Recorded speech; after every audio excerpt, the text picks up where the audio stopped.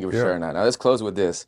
You mentioned already, your third bid, how like you were over it. Yeah. So can you, and you've already like shared, it was an accumulation of things that led to that. So can you just like briefly summarize that? And what was like maybe probably the most impactful turning point in your life to turn from that lifestyle? But then also with sharing that, this podcast will actually be broadcasted to the those who are incarcerated throughout the nation and in prison on their tablets. So then can you not only share that, but then speak directly to those who are incarcerated and just give them some inspiration, hope, and encouragement that even in the midst of their incarceration, not only they can find hope and purpose, but how at the lowest point of their life during a bid, that can actually be a time of transformation for their life. All right, good afternoon. This is State of Florida versus Stephen Testa with multiple cases before the court. Yo, what's poppin', man? It's your boy E. the King, and this is the Incarceration Podcast, where I talk about prison, pre, post, and present, and how everything that I experienced throughout my incarceration has forever changed my life. This is the Incarceration. So Forever Convict family, once again, we are on the journey to 50,000 subscribers. If you haven't subscribed, please go ahead and do so now. Yeah. So for me, it was when I got clean in '88 and I put down the drugs and all that, and I started like I said, I made 12-step meetings and I went on to and the 12 steps is a spiritual journey, and I guess I started through that journey of working them 12 steps. I developed a conscience and I turned to Christ, who became my higher power, because you need to have a higher power. And I went on this sort of spiritual journey, and that lifestyle started rubbing me the wrong way because of that journey. But I was so full of insecurities, I couldn't get out of that life. Finally, when I got rearrested in 05, I was done.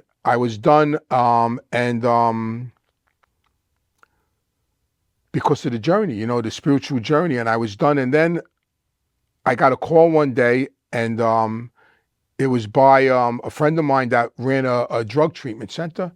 And this is where I could give people hope, because even though we've been in the street all out, like I was a criminal my whole life, from when I was 16 to till I was 60 years old. I was a criminal my whole life. And I didn't know anything else but how to do that, how to be a mob guy. I knew nothing. I had no education. I knew no skills. My father never taught me how to use tools. Even today, I look at a set of tools that they're Chinese. It's Chinese to me. I don't know. Give me a hammer. Like, what am I supposed to do with this? Hit you on the head with it? You know what I mean? But I got a call. And I got a call, and it was from a fella that was running a drug treatment center in Florida.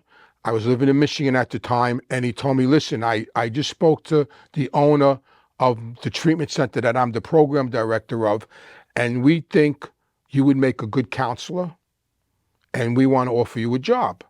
So I tell him, what do I know about being a counselor? I don't even have an education. I got a high school diploma in jail. I got a GED when I was doing a bid.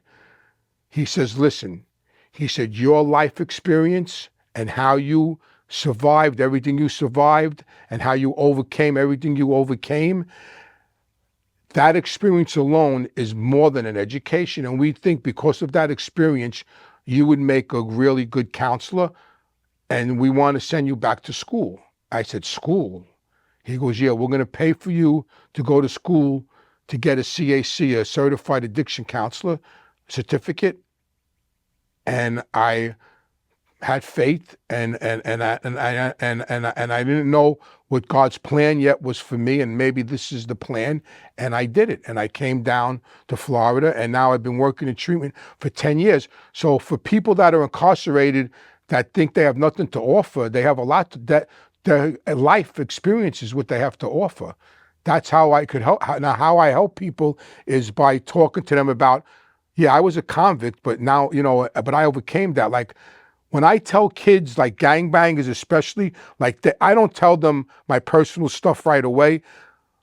I try to be more professional, you know what I mean? Like, I don't want to, but some of them, like, they'll sit there and they'll, with their gang tattoos on, and, I did a bid and this and that. And I sit there and I go, how much time did you do? I did 6 months you did 6. I said, listen, young fella, I did 6 months handcuffed on a bus in transit. You were in prison, and then I got them. Now the light, I could see the light go on in their face. Now, now you work here. You were in the mob, and now you work here. Especially now that I have I was on Get Gotti. I have all these little shows out. Like people, what are you doing here? So for people, my message to anybody that's incarcerated is don't give up hope. You have something to offer, and it's your life experience, because that's what I have. That's what saved me. My name is Anthony Ruggiano Jr., and this is the Incarceration Podcast. No, it's a pleasure. Bro, I you appreciate killed it. it, bro. I hope someone hears the message and we save some lives. If anybody wants to find me, anybody that's incarcerated wants to find me, they can find me at Anthony ANTHONY RUGGIANO @gmail.com. Anthony Ruggiano Jr. @gmail.com. Now, share this channel with somebody who hasn't. And listen, if you've done any time, I'm talking about a county jail, state penitentiary, federal, or even drug programs, whatever. If you want to share your story on this channel, go ahead and email me at eithekingbooking. Go ahead and put your stories in the comments below. If there's anything that I talked about slightly, you want me to go more in depth on, or anything I haven't talked about at all, and it's a good idea, drop it in the comments, let me know. And also remember, I am a rapper. My artist name is EI the King. You can find my music on all platforms. I also have another channel, YouTube channel, my official artist channel, EI the King. And I also have another podcast. It's called Let Me Talk Bro,